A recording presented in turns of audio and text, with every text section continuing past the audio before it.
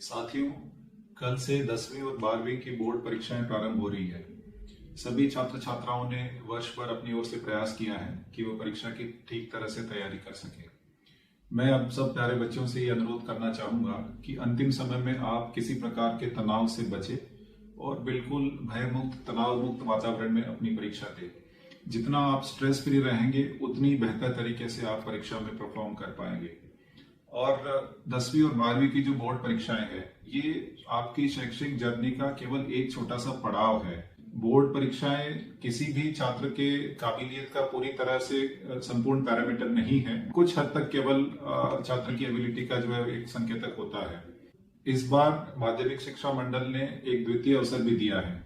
यदि जो छात्र इस परीक्षा में ठीक नहीं कर पाएंगे, यदि किसी विषय में फेल हो जाते हैं, यदि कोई छात्र पास हो जाता है लेकिन अपेक्षा के अनुरूप प्रतिशत नहीं ला पाता है, तो वो भी इम्प्रूवमेंट के लिए मई में जो द्वितीय परीक्षा होगी बोर्ड द्वारा, उसमें बैठ सकता है। और हम लोग उस जिले से आते हैं, मुरैना में, जहां 12वीं में पहले प्रयास में परीक्षा फेल होने के बाद में भी लोग IAS IPS बनते हैं। मनोज शर्मा जी का उदाहरण हमारे सामने है, जो 12वीं फेल होने के बाद में देश की सर्वोच्च सेवा में IPS बने हैं।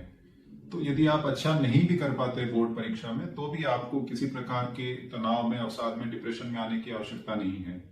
मैं सभी अभिभावकों से भी अपील करना चाहता हूं कि अपने बच्चों पर अनावश्यक दबाव न डालें और उन्हें किसी पर्टिकुलर करियर के बारे में, डॉक्टर, इंजीनियर बनाने के बारे में उनके ऊपर कोई प्रेशर नहीं डालें।